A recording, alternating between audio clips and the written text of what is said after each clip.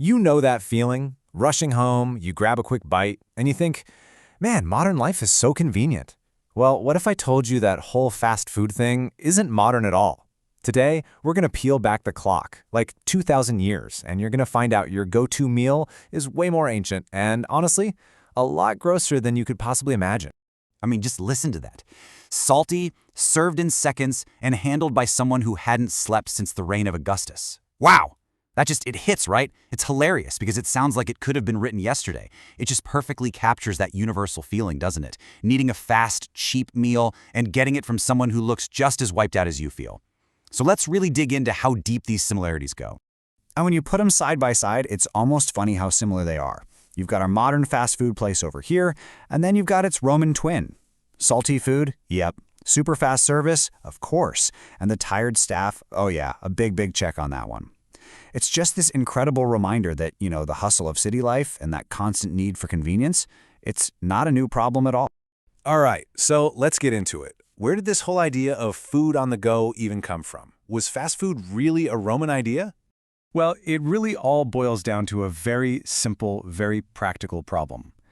See, for the average Roman, we're talking the working class, the plebeians, cooking at home just wasn't a thing. They were packed into these apartment buildings called insulae, and these places were tiny, often pretty dangerous, and here's the kicker.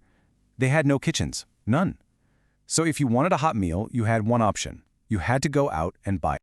So where did everyone go? Well, they went to a place called a Thermopoleium, and you can basically just think of it as the ancient world's version of a grab-and-go joint, kind of like a drive-thru or your local takeout spot.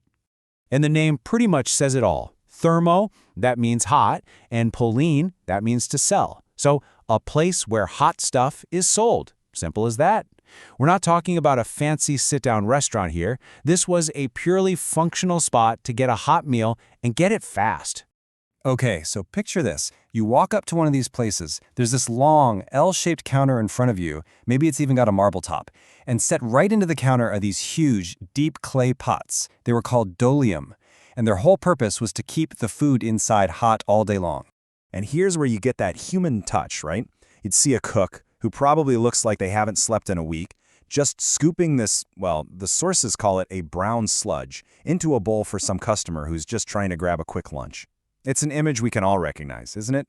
So you're probably wondering, what exactly was in that brown sludge? What was actually on the menu at one of these places? Well, the menu was super simple, right? It was designed to be cheap and to feed a lot of people.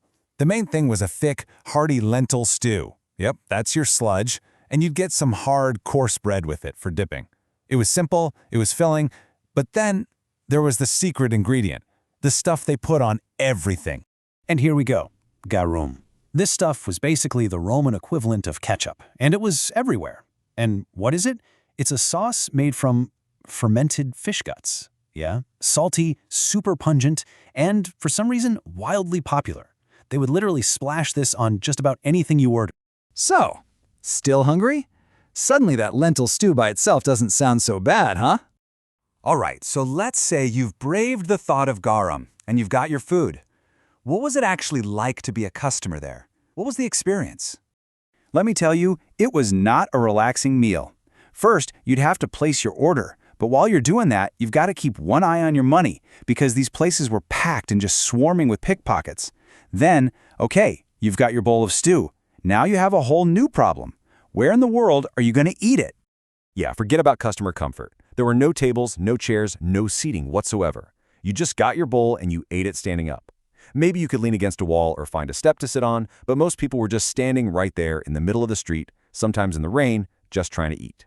So let's recap. You've got uncomfortable conditions, pretty questionable food, and totally exhausted staff.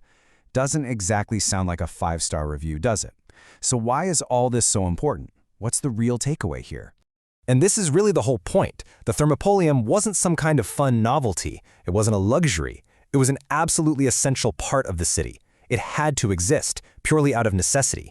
It was the only way to feed a gigantic, crowded population that had no way to cook for themselves.